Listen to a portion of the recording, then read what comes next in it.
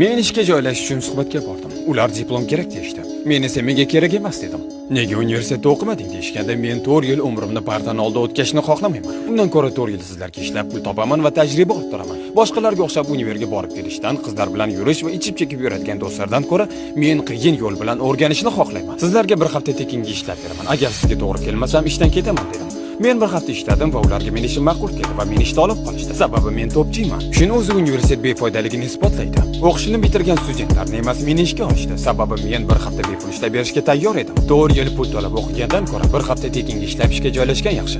Vaqtni bekorchi narsalarga sarflamasdan. Xullas meni ishga olishdi va men birinchi oyning o'zidayoq sotuv bo'yicha rekordni yangiladim. Qanday qilib deysizmi? Men doimo telefonda o'tirardim. Og'ir mehnat. Telefon qilardim. Men hammaga telefon qilardim. Ofisdagilar meni ustimdan kulishardi. Sababi bizning biznesimiz kichkina edi. Lekin shunga qaramasdan men McDonald'sga o'xshash katta kompaniyalarga aloqaga chiqardim. Kompaniyalar shu darajada katta ediki, biz ularga reklama sochishimizga zarrachalik imkon yo'q edi. Men shunga qaramasdan to'xtamasdan telefon qilardim. Gazetani olardim va u yerda kim reklama bergan bo'lsa aloqaga chiqardim. Sababi reklama berdimi? Demak, ularda reklama uchun pul bor va men ularga to'xtovsiz aloqaga chiqardim. Va birinchi oyning o'zidayoq rekordni urdim. Birinchi oyning o'zidayoq 3 ta shartnoma, har biri 40 mingdan 120 ming dollar sotuv qildim va undan 10% meniki edi. Tasavvur qilyapsizmi? 20 yoshimda bir oyda 12 ming dollar topdim. Umrim davomida buncha pulim bo'lmagan edi.